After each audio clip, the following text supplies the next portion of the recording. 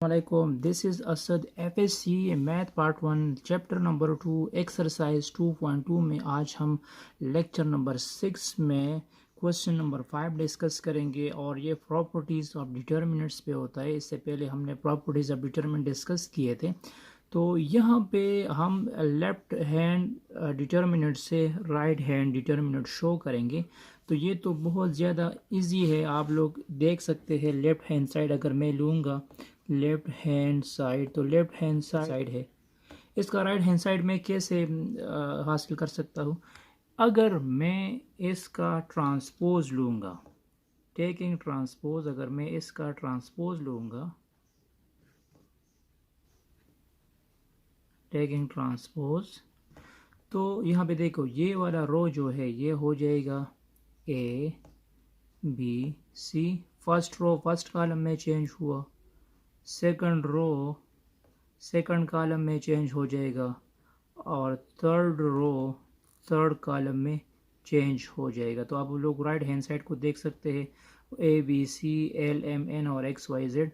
तो left hand side equal आ जाएगा राइट हैंड साइड का। Left hand side is equal to right hand side हो जाएगा। और ये भी याद रखना है कि अगर आप लोग किसी मैट्रिक्स का ट्रांसपोज लोगे और फिर उसका डिटर्मिनेंट लोगे तो फिर ये ए डिटर्मिनेंट की इक्वल होगा। मतलब ट्रांसपोज लेने पर डिटर्मिनेंट में कोई चेंजिंग नहीं होगी। ट्रांसपोज लेने पर डिटर्मिनेंट पे कोई चेंजिंग नहीं होगी। ठीक है, तो लेफ्ट हैंड साइड इक्वल हुआ राइट हैंड साइड को। अब यहाँ पार्ट 2 को देख लो। पार्ट 2 को आप लोग देख सकते हैं। पार्ट 2 हम किस तरह सॉल्व करेंगे? इसमें भी मैं लेफ्ट हैंड साइड ले सकता हूँ। मैंने लेफ्ट हैंड साइड लिया, ए बी सी। तो यहाँ भी हम प्रॉपर्टीज़ ऑफ डिटर्मिनेंट यूज़ कर सकते हैं। यहाँ पे मैं प्रॉपर्टीज़ ऑफ डिटर्मिनेंट यूज़ करूँगा। तो प्रॉपर्टीज़ ऑफ डिटर्मिनेंट इस तरह है कि ये जो हमें मैट्रिक्स गिवन है इसकी मैं एक्सपेंशन करूँगा, मतलब इसको मैं 2 मैट्रिक्स में डिवाइड करूँगा। किस तरह डिवाइड करूँगा? यहाँ पे देखो ए बी सी, ए बी सी अपनी जगह पे लिख दो। यहाँ पे पहला टर्म कौन सा है? यहाँ पे हमारे पास पहला टर्म है 1। तो इस पहले टर्म्स के लिए मैं लिख दूंगा 1, फिर यहाँ मैं लिख दूंगा 2, यहाँ मैं लिख दूंगा 3 और बाकी सेम टू सेम आएगा 4 5 6। एक मैट्रिक्स ये होगा, फिर मैं लगा दूंगा प्लस। सेकंड मैट्रिक्स में कौन सा लिख दूंगा? सेकंड मैट्रिक्स में लिख दूंगा A B C. A B C -3a -3b -3c divide by 4 5 6। यहाँ पे अगेन हम दोबारा प्रॉपर्टीज़ ऑफ डिटर्मिनेंट यूज़ करेंगे। ठीक है, तो प्रॉपर्टी ऑफ डिटर्मिनेंट ये थी कि हम किसी भी रो या कॉलम से, एक रो या एक कॉलम से मैं कॉमन ले सकता हूँ। तो यहाँ से मैं -3 कॉमन ले सकता हूँ। ये अपनी जगह पे आ जाएगा ए बी सी 1 2 3 4 5 6 मैंने कॉमन लिया, अपनी जगह पे लिख दिया। यहाँ पे मैं कॉमन लूँगा -3। तो जब -3 कॉमन लूँगा तो कौन से एलिमेंट्स आ जाएंगे? A B C. यहाँ से -3 जब कॉमन लिया तो क्या जाएगा? ए बी सी और यहाँ पे आ जाएगा 4 5 6। क्या जाएगा? 4 5 6। अब ये तो अपनी जगह पे आ जाएगा, no changing. A B C 1 2 3 4 5 6 अपनी जगह पे लिख दिया। यहाँ पे हम again properties of determinant use करेंगे।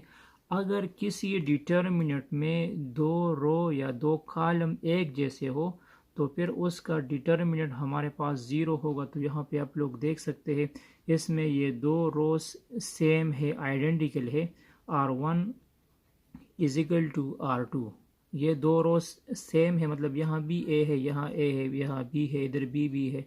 तो ये 2 रोज जब किसी मैट्रिक्स में 2 रो या 2 कॉलम सेम आएंगे और हम उसका डिटर्मिनेंट लेंगे तो उसका आंसर होगा 0। उसका आंसर क्या आएगा? 0 आएगा।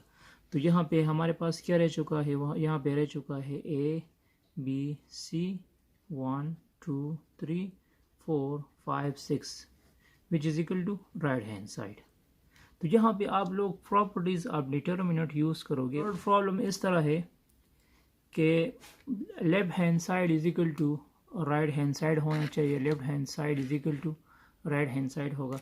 तो मैं क्या करूँगा, यहाँ पे हम एक ऑपरेशंस करेंगे। ऑपरेशन में इस तरह कर सकता हूँ कि या आप लोग यहाँ पे लिख सकते हैं 1 जगह भी लिख दिया, इसको फर्स्ट रो कहते हैं, ये सेकंड रो हुआ, ये थर्ड रो हुआ, R1 R2 R3 है।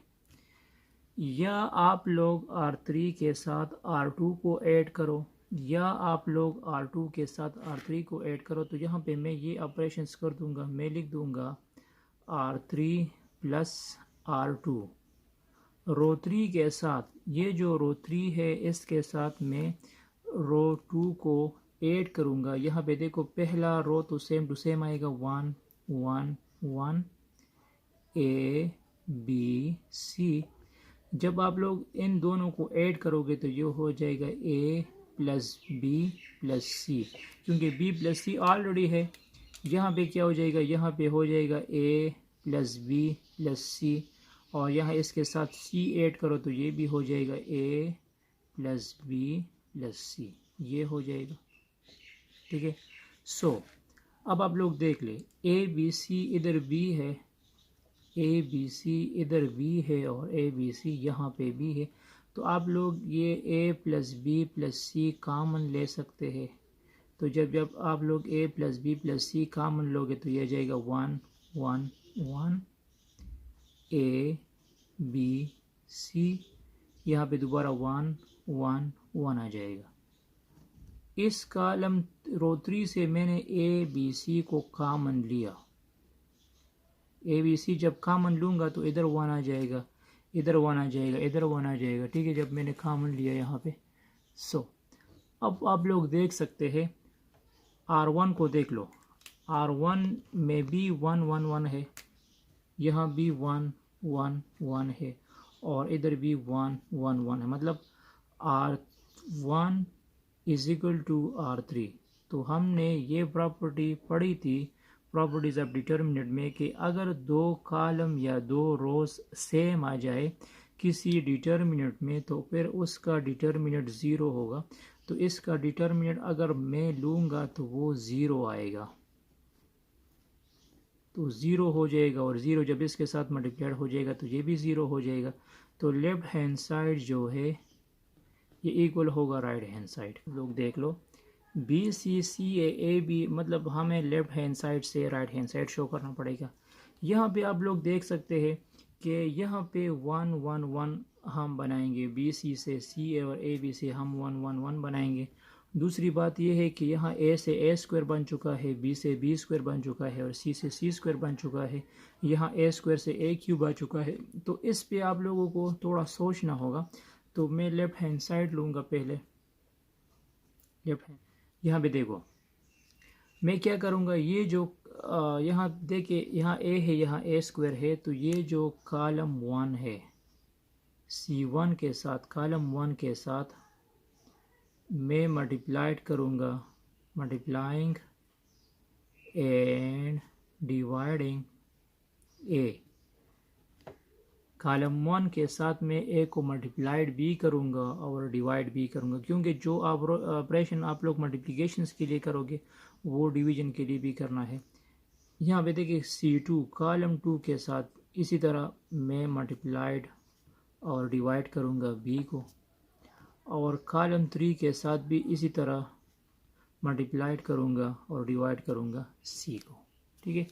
तो जब यहाँ पे देखो मैं इस कॉलम A के साथ, इस कॉलम A के साथ जब मैं A को मल्टीप्लाइड करूँगा तो ये हो जाएगा A B C। क्या जाएगा? A B C आ जाएगा। A के साथ जब A मल्टीप्लाइड हो जाएगा तो A स्क्वायर आएगा, और इस A के साथ A स्क्वायर के साथ जब मल्टीप्लाइड हो जाएगा तो A क्यूब आ जाएगा।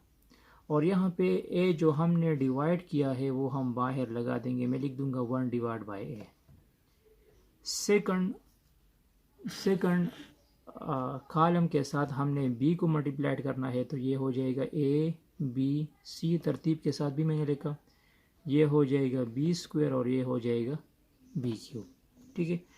और जो हमने डिवाइड किया है बी, तो वो बी मैं इधर लगा दूंगा। थर्ड कॉलम के साथ भी हमने ए बी सी को मल्टीप्लाइड किया, ये हो जाएगा सी स्क्वायर, ये हो जाएगा सी क्यूब, ठीक है। ये हो जाएगा सी स्क्वायर, ये हो जाएगा सी क्यूब, और एक सी हम इधर लगा देंगे। अब आप लोग कॉलम 1 को देख सकते हैं, किसको देख सकते हैं, कॉलम 1 को आप लोग देख लो, रो 1 को देख लो। रो 1 में इधर ए बी सी है, इधर भी ए बी सी है और इधर भी ए बी सी है, तो इन सब से ए बी सी कॉमन लो। जब ए बी सी कॉमन लोगे, डिवीजन में भी ए बी सी है, डिवीजन में भी ए बी सी है, तो ये क्या रह जाएगा, ये हो जाएगा, इधर आ जाएगा 1, क्योंकि इससे मैंने ए बी सी कॉमन लिया, इधर भी आ जाएगा 1 और इधर भी आ जाएगा 1। यहाँ पे क्या आ जाएगा ए स्क्वायर, यहाँ पे आ जाएगा बी स्क्वायर, यहाँ पे आ जाएगा सी स्क्वायर, यहाँ पे ए cube B cube C cube हो जाएगा, तो ये दोनों कैंसिल हो जाएंगे।